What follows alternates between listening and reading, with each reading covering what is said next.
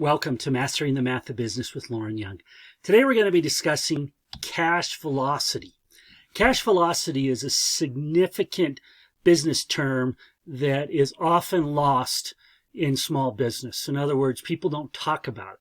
And the significance of cash velocity is really appreciated in businesses where the owners are inconsistent in paying themselves because the money isn't flowing in a predictable and consistent fashion. So, for example, this is where cash velocity is of no issue.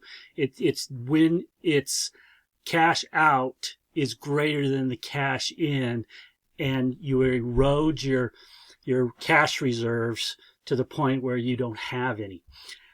One of the things that I found that was quite common with cash velocity issues was an inability of the owners to consistently collect the money that's owed to them.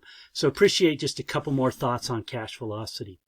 One is when you allow your customers to slow pay you, you've in essence become their bank, and you've increased the degree of difficulty on your business by trying to manage your outflows against your inflows.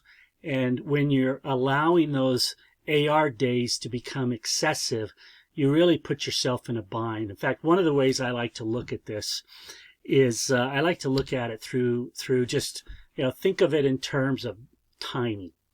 So, up here's a business with healthy cash velocity. In other words, they're consistent in collecting on the monies they owed. As those monies go out, they've always got themselves in a position with a little buffer because they're staying on top of their receivables. The business down below here is representative of a business that just isn't collecting their money. And what ends up happening is, because of this inconsistency, they put great strains on their business. So let's look at what's involved in determining cash velocity. So there's a couple of inputs that you need. One input is you need to know your sales. You also need to know how much of your sales are made on payment terms. In other words, people doing business with you insist that you delay your charges to them, i.e. the collection of the monies owed. So you've extended to them payment terms. This is never a problem if you're staying on top of them and you're flowing your cash out in a consistent manner with the money coming in. Where it becomes problematic is when you're paying faster than you're collecting, or even more so is when you're slow paying your vendors because you're not getting paid, and they start getting upset with you and they start delaying you and creating problems. So here's the inputs that you need to be able to calculate cash velocity. One is it's really quite simple: net sales, accounts receivable, ending cash. So here's a business that came in here last year. They're looking to do this in the plan year. The assumptions that you need, or the other factors that need to be considered in calculating cash velocity, has to do with the percent of sales made on payment terms, i.e. credit sales. The other thing is any other income being received, planned borrowing, or planned investments. All of those things affect your cash velocity. In other words, they're like a cash injection that will help your velocity in the short term, but in the long term, it's cash flow from operations. And so let's look at the calculations involved in determining your cash velocity. It really comes down to this formula here. This formula here is called the AR days outstanding. It's simply a function of dividing accounts receivable by net sales and then multiplying it by 365. So here's a business that last year had a 66. This year they have 70 days. In other words, they're waiting 70 days on average to collect their receivables.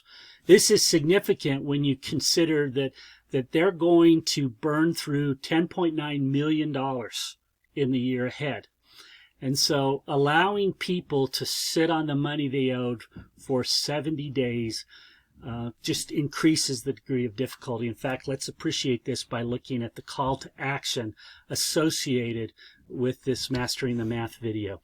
The call to action is really to collect the money that's owed. The failure to collect the money that's owed creates unnecessary complications while increasing the degree of difficulty in managing a business. So one way to go about dealing with collections issues is to appreciate the 5 primary reasons why people don't pay.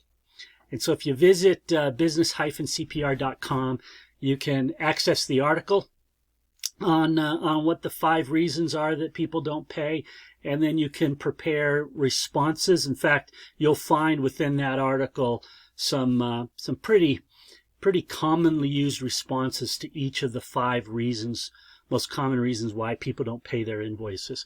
You can also click to talk to us, and this might be helpful if you're looking for an AR collections process that gets you paid.